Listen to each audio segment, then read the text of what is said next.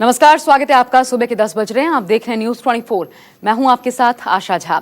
10वीं और 12वीं के छात्रों को बोर्ड परीक्षा में नंबर देने के लिए आपको बता दें, सीबीएसई ने एक नया फॉर्मूला तैयार किया है।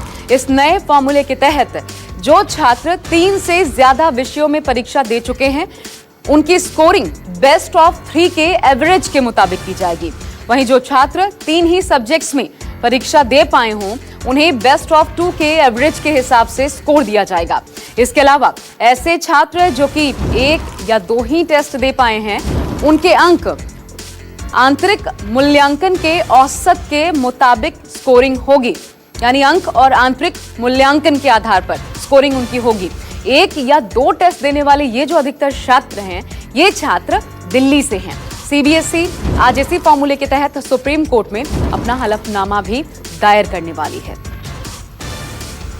तो ये प्रारूप तैयार किया गया है स्कोरिंग का 10वीं 12वीं के एग्जाम्स देने वाले छात्रों के लिए। अगर 3 विषयों में एग्जाम दे चुके हैं तो फिर बेस्ट ऑफ 2 के आधार पर स्कोरिंग होगी। 3 से ज्यादा के दे चुके हैं तो बेस्ट ऑफ 3 के आधार पर स्कोरिंग होगी। सिर्फ 1 या 2 अगर परीक्षाएं दे पाए हैं सब्जेक्ट्स की, तो फिर आंतरिक मूल्यांकन के आधार पर और जो मार्क्स हैं उनके आधार पर स्कोरिंग होगी इन छात्रों की। और ऐसा दिल्ली में ज्यादा हुआ है क्योंकि दिल्ली में आपको बता दें कि पहले दिल्ली दंगे और उसके बाद लॉकडाउन की वजह से छात्र परीक्षा नहीं दे पाए थे। और चलिए हम दिल्ली से मेरे 2 सहयोगी इस वक्त जुड़ रहे हैं, पवन मिश्रा और दिव्या अग्रवाल मेरे साथ इस वक्त मौजूद हैं। दिव्या, पहले मैं आपके पास आना चाहती हूं। अब क्योंकि प्रारूप तैयार कर लिया गया है स्कोरिंग का, ये जो प्रारूप है इसको लेकर नोटिफिकेशन भी जारी हो जाएगा।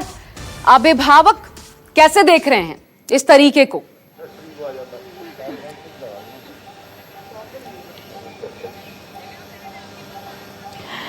मेरे साथ स्टूडेंट्स हैं। मुझे लगता है आशा, अभिभावकों के पास मैं जाऊं इससे पहले मैं स्टूडेंट्स के पास जाना चाहूंगी कि इनके लिए ये बात राहत की है या टेंशन की है। जी, आई थिंक ये टेंशन और राहत दोनों की बात है, क्योंकि आई थिंक कि मतलब स्ट्रीम्स अलॉट हो जाए वो तो ठीक है, बट इस सिचुएशन में मतलब अगर बच्चे को if they don't get their choice की streams, then it's a problem. आप कैसे देखते हो इस डिसीजन को? औपचारिक ऐलान आज होना है, लेकिन आपको लगता है कि पिछले 3 पेपर्स के हिसाब से असेसमेंट करना सही है? मुझे लगता है एक्चुअली ज़्यादा फ़र्क नहीं पड़ता है, क्योंकि अभी पूरी दुनिया को पता है कि हम कौन सी सिचुएशन में है, and I am sure that schools and colleges will make allowances कैसे भी असेसमेंट हो। आप कैसे देखते हो?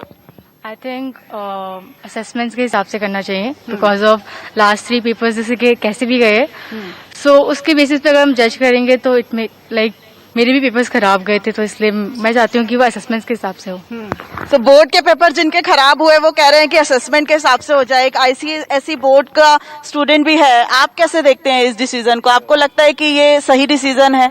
हाँ, ये 100% सही डिसीजन है, क्योंकि 3 घंटे बैठ के मास्क के साथ और वाइजर के साथ एग्जाम देना आसान बात नहीं है और बहुत कुछ गलत हो सकता है उधर। और जब इतने बच्चे एक जगह में कॉन्ग्रेगेट होंगे, कोरोना स्प्रेड होने का के चांसेस बहुत बढ़ जाते हैं। It's not right to hold in. आपके आगे के फ्यूचर का क्या? चूंकि ये मार्क्स जो हैं वो हमारे आगे का फ्यूचर डिसाइड करते हैं। हाँ, तो अभी आईएससी ने तो कोई रूब्रिक नहीं दिया कि आगे वाले मार्क्स कैसे डिसाइड होंगे। तो आई थिंक जो इंटरनेशनल अप्लाई कर रहे हैं वो तो ठीक है, क्योंकि वो सब कॉलेजेस तो देख लेंगे कि हाँ कोई और चॉइस नहीं थी। जो डीयू और सबके स्टूडेंट्स हैं जिनके ये बोर्ड मार्क्स स्टूडेंट्स क्या कह रहे हैं हमने जान लिया, लेकिन कुछ अभिभावक पवन मिश्रा के साथ है। पवन, जरा उनसे बात कीजिए, इस असेसमेंट के तरीके को कैसे देख रहे हैं वो?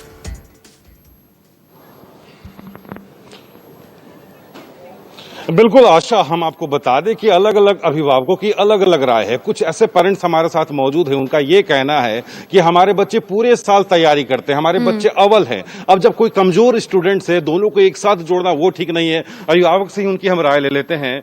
आप क्या कहना चाहेंगे? ये जो फैसला अभी आने वाला है थोड़ी देर बाद सीबीएसई के मेट्रो पुलिस पर, क्या कहना चाहेंगे? इसमें यही है कि बच्चों ने बहुत हार्ड एफर्ट करके पढ़ाई किया, और बोर्ड के एग्जाम में नॉर्मली क्या होता है कि एक टाइम के बाद उनको छुट्टी मिलता है तो रेस्ट मिलता है। तो हर एक बच्चा चाहता है जल्दी से एग्जाम खत्म हो, और कोरोना टाइम में वैसे ही सब लोग स्ट्रेस में है, एक स्ट्रेसफुल एनवायरनमेंट है, उसमें बच्चों को, यंगस्टर्स को एक नए स्ट्रेस के दौर से गुजरना पड़े, वो थोड़ा गलत है।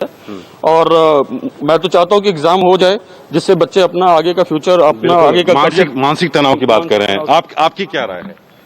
हाँ, मैं भी बिल्कुल यही चाहता हूँ कि एटलीस्ट जो बच्चे पूरे साल जिन्होंने मेहनत किया है और जिन्होंने अपना टाइम दिया है, every day actually they are studying and they are just giving more than 10 to 12 hours in a day, and they are preparing for the board exams, so they should get chance actually. कुछ और अभिभावक उनसे हम बात करते हैं। इस फैसले को लेकर आपकी क्या राय है? मेरी भी यही राय है कि जैसे बच्चों का एग्जाम होता है तो बच्चे 8-8 10-10 घंटा मेहनत करके फिर उस वाले एग्जाम के लिए तैयारी करते हैं। अभी जो फैसला आने वाला है उसमें ये दिखाया जा रहा है कि वो एग्जाम नहीं होगा। जी आशा। ठीक है पवन, एक बार प्रभाकर मिश्रा का भी रुख कर लेते हैं, मेरे साथ जुड़ चुके हैं और सुप्रीम कोर्ट लगातार देखते रहे हैं। प्रभाकर, एक बड़ी बात ये क्योंकि पेरेंट्स ही पहुंचे थे, अब जैसे भी स्कोरिंग का फॉर्मूला तैयार किया गया है, क्योंकि पेरेंट्स चाहते थे परीक्षा ना हो, क्या एक तो समझाइए पहले ये स्कोरिंग किस प्रकार से होने वाली है, दूसरा क्या इस पर पूरा भरोसा रिलाय किया जा सकता है कि एक स्टूडेंट जो पूरे साल मेहनत करता है उसको उस आधार पर मूल्यांकित किया जा सकेगा? देखिए, एक चीज कि जो फॉर्मूला के मुताबिक जो हलफनामा दायर करना है सीबीएसई की तरफ से, उसमें ये बातें कही गई हैं कि जिन बच्चों ने 3 पेपर से अधिक का एग्जाम दिया हुआ है, यानी कि जिनके 3 पेपर हो चुके हैं, 3 पेपर से अधिक हो चुके हैं, उनका 3 जो पेपर में जो बेस्ट मार्क्स होंगे उसका एवरेज निकाल कर उसके आधार पर बाकी पेपर पे स्कोरिंग की जाएगी। जिन्होंने केवल 3 पेपर दिया है उनमें 3 में से जो 2 बेस्ट मार्क हुआ होगा, जिसमें सबसे अच्छे मार्क्स आए होंगे, उसके आधार पर स्कोरिंग की जाएगी। दिल्ली में प्रमुखता से दिल्ली में कुछ ऐसे भी स्टूडेंट्स रहे हैं जिन्होंने केवल एक ही पेपर में एग्जाम दिया हुआ है, तो उसके लिए व्यवस्था ये की गई है सीबीएसई की तरफ से। ये कहा गया है कि उनमें जो एक पेपर का उन्होंने मार्क्स एग्जाम दिया है उसके आधार पर, और इंटरनल असेसमेंट या प्रैक्टिकल में जो उन्होंने स्कूल के दिनों में जो किया हुआ है उसके आधार पर दोनों को मिलाकर एवरेज निकाला जाएगा और उसके आधार पर स्कोरिंग की जाएगी। ये सीबीएसई का प्रस्ताव है सुप्रीम कोर्ट के सामने।